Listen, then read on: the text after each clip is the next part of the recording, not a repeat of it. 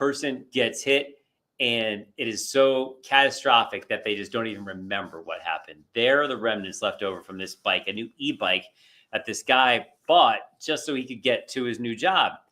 But he ended up in the hospital instead.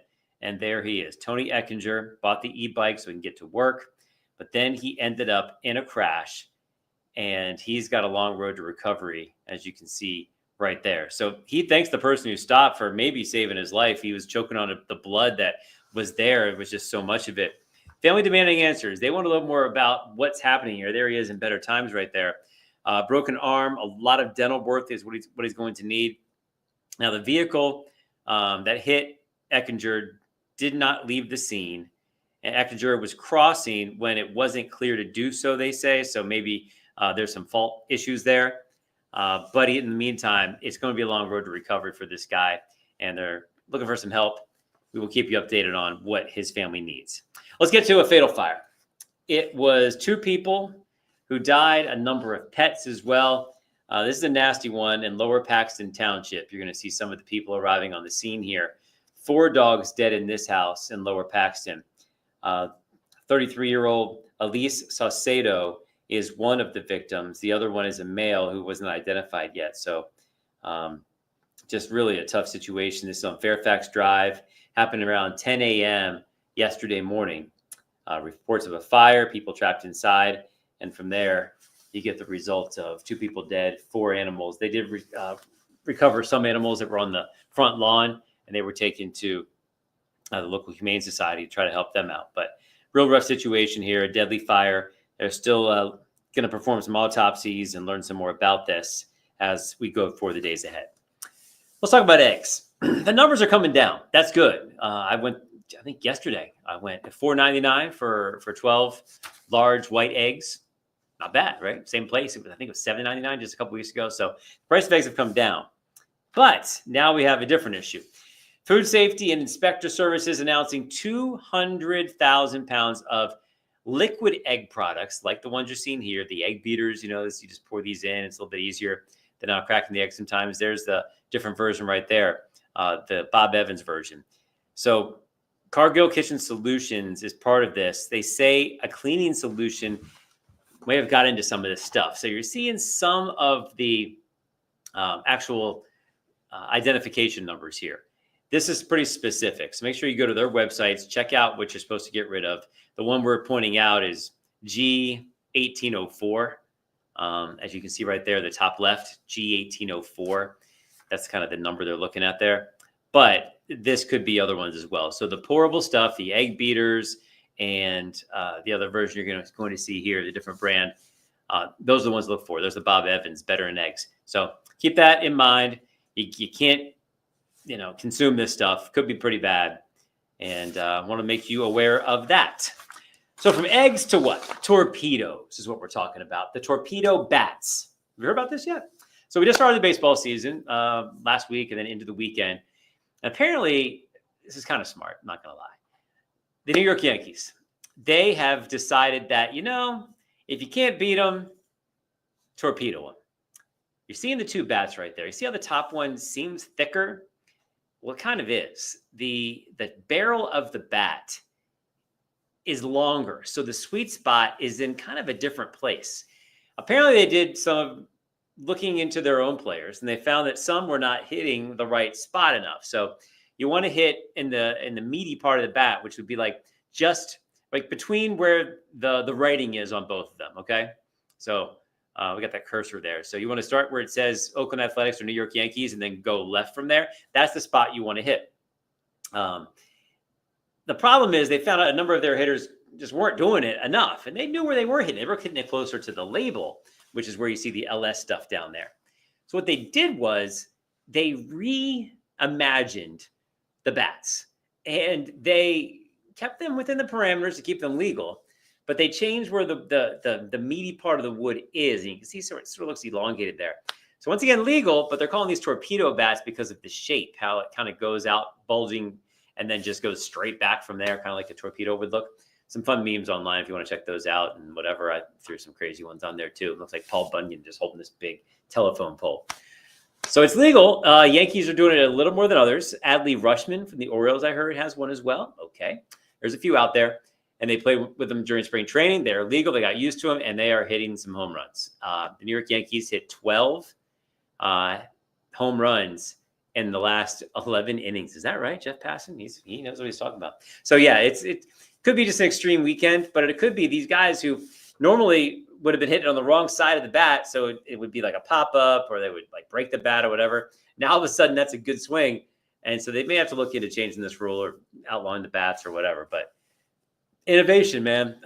You never know where those smart engineers from MIT are going to perk up and find something. You know, they already did the analytics with the shift before. They got rid of the shift. So baseball's changed the rules in the past. Let's talk to a baseball purist about this. I now bring in, straight out of Baltimore, chief meteorologist Tom Russell. What do you think? How about them O's? Could you have been a pro if the torpedo bats were around back then? No, I still don't think I could hit it, even if they gave me like a 2x6 that I could swing with.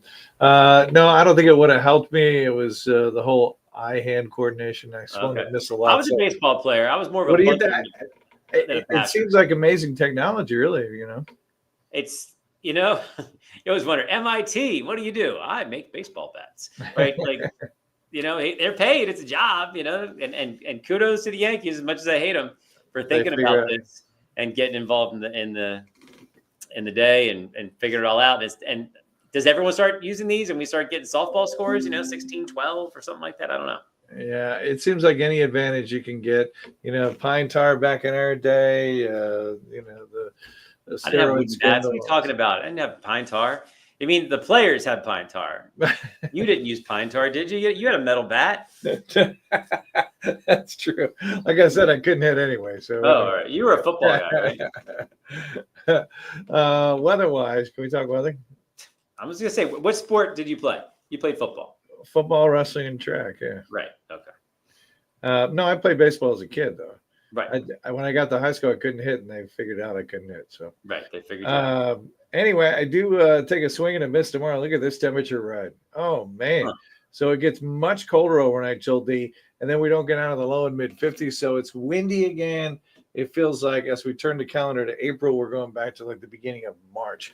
So it really gets much colder tomorrow and chilly over the next 2 days. Any April Fool's Days that are from the past that come to mind? My friend RJ Harris on WHP 580 has pulled off a couple of them. One, I think, was all the police cars, the state police are going to change their whole look.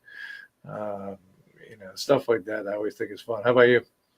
The one, when I was covering sports, there's always the talk of adding the shot clock for basketball. And so somebody who's been like a naysayer for years released, and that's where you always get nailed. You're early in the morning, you forget what day it is, right. And you see on social media something's trending, and you think it's real. They said they have approved the shot clock. It's happening next year. Everyone's rejoicing, looking at it and playing. And he waited till like noon to be like, guys, look at the calendar. And like, no, because it's the realistic ones, the ones that you kind of right. Have just happen. Enough truth. Just enough truth, Or a team that just signed a guy, or someone's come out of retirement, right. Or whatever. Speaking of retirement, we have one of our buddies just retired, Rob Hershey, who's the head of everything here. He's amazing. 48 years on the job. And if you don't know, engineers at a TV station literally hold the place together, whether it's at a live broadcast or they're here at the building. But Rob literally knows this building inside and out. It's going to be a huge loss, but more than an engineer, a great person. The guy smiled all the time. And it was ridiculous. Like it could have been the worst day. The station's flooding. We got hacked one time, and everyone's like freaking out. And then he'll come in and go, I guess we're just gonna have to figure this out. He really just an amazing disposition, and we're really gonna miss him. Well, that's why I'm wearing this today. We were all kind of dressed up. I got the khakis on. Right. Oh, I can't see those. But anyway, and black shorts. He almost had like a uniform that you were expecting to see with him. True. True. Yeah. And he was innovative too. Like I think he had one of the first mobile units that would be able to broadcast while driving around. Like literally. Yeah. He was first with a lot of stuff. But this is a video that our staff put together, and it's a lot of folks from past years at CBS 21 just wishing him well. And we have it available right on YouTube now, Geraldine? Yeah, I think that's what we're looking at right here as well. Yeah, you can see our thoughts about him. We'll get to a picture of him at some point. That's Frank Treese, who worked with him for a very long Yeah. time. It's really worth a watch. It's Mostly pretty people cool. talking about him, I guess. Not a lot of him in there. Well, he was a There he little. is. There he is. There That's he him is. right there. Yeah. Amazing dude. Like I said, like that, and Smile was just infectious, man. Like you get past it. It was so Right. cool, and he just did everything here, everything. I don't know what we're gonna do. He would have been the kind of guy who would have invented that torpedo bat with a smile. You're right. with a smile and be like, "Oh, I guess you're just gonna lose the games and we're gonna win." That would have been it. All right. Well, All right. Thanks. I'll see you on the news. Keep an eye on the weather. Yep. All right, folks. Thanks for watching 21 Next. We will see you on April 1st. So I'm not going to pull any tricks today, but tomorrow, for those of you watching, our loyal viewers, the very beginning of the 21 Next tomorrow could be something different. See you then.